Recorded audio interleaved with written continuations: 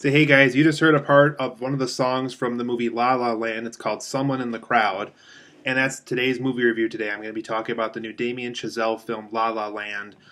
This one has been, hyped up forever for the Oscars and for the Golden Globes and all that good stuff. So in La La Land, you guys, this is Damien Chazelle's second film, I believe. Outside of like big budget productions and so forth. Um, and it centers around an actress and a jazz musician who are trying to make it big in LA. It does take place in modern day, and Ryan Gosling, who is the jazz musician, he's trying to form a band. He's trying to get noticed. He wants to keep jazz alive because he's worried that it's dying, that other people are more concerned about other forms of genres of music except jazz, and that's why he's worried it's going to die out. And Emma Stone is an actress in Hollywood who is trying to make it big, and she's working at like a coffee shop, and she's going to all these auditions, and none of them are going well for her. Something always goes wrong with them.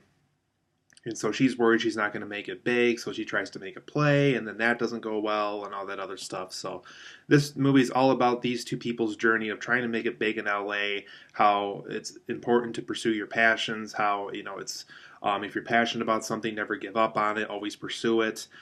Even when the going gets rough, there's always that little gleam of hope that you're going to make it big. Whether it's you approach your passion differently, or you approach it with joining a different band and so forth. This movie plays around with all these things. It explores why it's so important to pursue your passions, why it's important to dream, and why it's important to live your life. So overall, guys, La La Land, I absolutely love this film. I think it's easily one of my favorite 2016 films. There's a couple more films I still have to see for the 2016 film year before I can officially claim this as my favorite film of 2016. But as it stands now, I just love this movie. It's just absolutely terrific. I like how it really feels like something that would come out in the 50s or 60s when musicals were really big at the time. Then it really just I loved how uplifting it felt. I loved how I felt very involved as a viewer with this movie. It never really felt boring to me. I always felt invested in these two characters. Damien Chazelle just did a terrific job with this movie. So for my positives and negatives of La La Land, like I was saying a second ago, I like how this film really does feel like something that would come out in the 50s or 60s. It's very bright and colorful. It's not afraid to be a musical when it needs to be. It's not afraid to, do a musical number when they're at a jazz club, or they're seeing someone perform on stage, or they're seeing someone doing an audition for a movie and so forth. The musical numbers are very appropriately placed in this movie, and I like just how it does feel like the 50s or 60s in the sense that it's always uplifting. It's always trying to make you believe in magic and make you believe in your fantasies and so forth. It's just a very optimistic movie, and I just loved it. Emma Stone and Ryan Gosling have very strong performances here. I think Emma Stone alone, I think, will win an Oscar this year. I think her performance in this movie was just so spot on perfect. She really just nailed these musical numbers. You just really felt for her character whenever an audition didn't go well for her. You felt her pain. You felt her sense of loss, that you really want her to pursue those auditions differently so she could somehow land a big role in a big movie somehow. And with Ryan Gosling, people aren't noticing him at jazz clubs. He's always being forced to play holiday music during Christmas time at these places and stuff. And he's trying to get noticed. He's trying to either form his own band or form his own jazz club or be a part of a band for a little bit and then go off and do his own thing. He's just trying to figure things out for himself as well.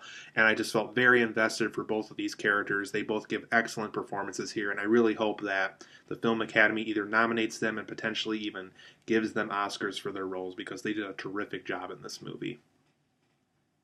And that goes to my next point. The musical numbers in this film were absolutely outstanding. I was so invested in these musical numbers. I felt like they were appropriately placed, whether you're on a highway waiting for the traffic to go through, or you're at a jazz club somewhere and somebody's about to start a new song, or Emma Stone's at an audition, they want her to sing at the audition and so forth. How these musical numbers were placed were just so good and just so uplifting and powerful. I just loved it. I absolutely loved it.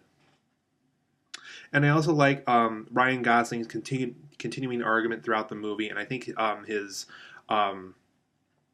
I don't know how you would call it this, but his other performer in this band that he later becomes a part of, who's played by John Legend, who has a role in this movie. Both of them are kind of in the same standpoint as far as how it's important to keep jazz alive. Ryan Gosling is in the standpoint of, jazz needs to continue to be alive because that's kind of how people from all over the country and all over the world can get together just to listen to music. And, even if you can't understand what they're saying, even if you can't understand where they come from in life, if it's really good jazz music, if you and that other person can get into that music and be moved by it, then that's what can keep jazz alive, is the fact that anybody anywhere in the world can get together to listen to jazz music, and it will move them to be passionate about what they do. And then John Legend's stand with jazz music that Ryan Gosling kind of agrees with, but he's kind of in that standpoint that I just mentioned a second ago, is jazz needs to stay alive because it's ultimately about the future. It's ultimately about what can make music differently, how we can always make it different, how we can always make a different song and maybe remind us of an earlier genre, something that already exists in music. But ultimately, jazz is what's going to make each genre of music different and fun every time a new musician makes a song. And reminds us that this is the future, that this is how music can move forward, is the fact that we can always do something with jazz music to make it better and new every time a new song gets made. This film also has a very smooth screenplay. It's just very, like I said, I never really felt bored in this movie. I really felt smooth. It really felt like everything was placed correctly. It just smooth. It was very, very smooth. It just felt very natural. It felt very well written, but not to the point where you feel like somebody's writing these things down. Like, it really feels like these are naturally spoken from the actors and actresses. Just a very smooth screenplay in this movie.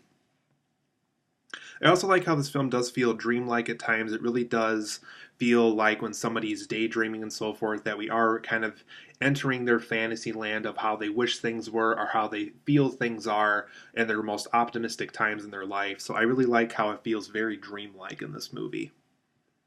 And then that goes to my next point again. This film is just extremely uplifting. I felt so great watching this movie. By the time I left the theater, I just felt good. I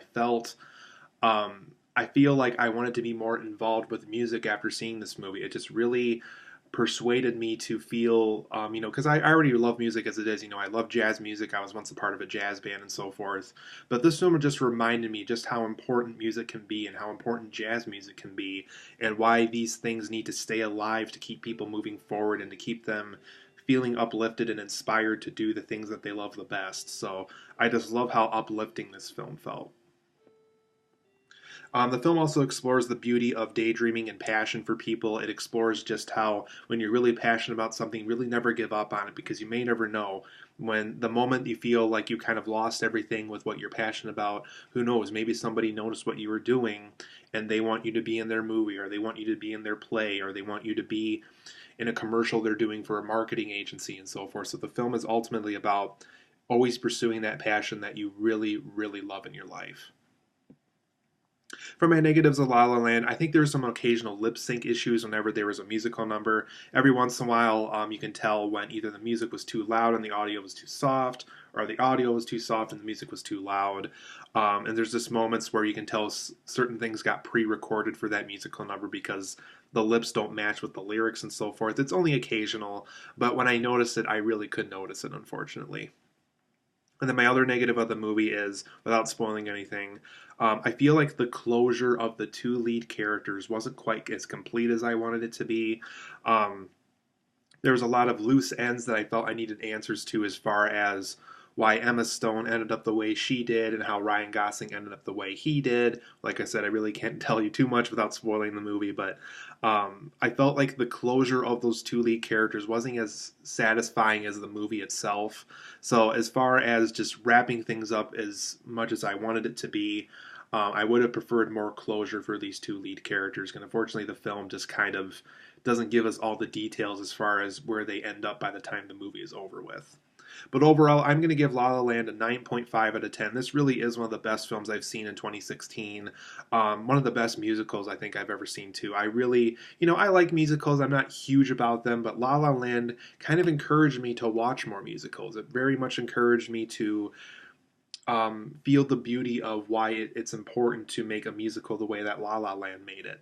So I just loved how it felt like a 50s and 60s film. Emma Stone and Ryan Gosling gave Oscar-worthy performances. It's just uplifting, great musical numbers in the movie. But unfortunately, there's a couple lip sync issues in the musical numbers. And like I said, I would have preferred more closure for those two lead characters. But 9.5 out of 10 for me. I absolutely love this film. Even if you don't like musicals, really give La La Land a chance. It's ultimately about people pursuing their passions, is why it's important to never give up on those passions. So I loved how La La Land was inspiring and uplifting and ultimately got me into musicals more so than before I sat down and watched the movie. So 9.5 out of 10. Be sure to see La La Land. It really is one of the best films in 2016.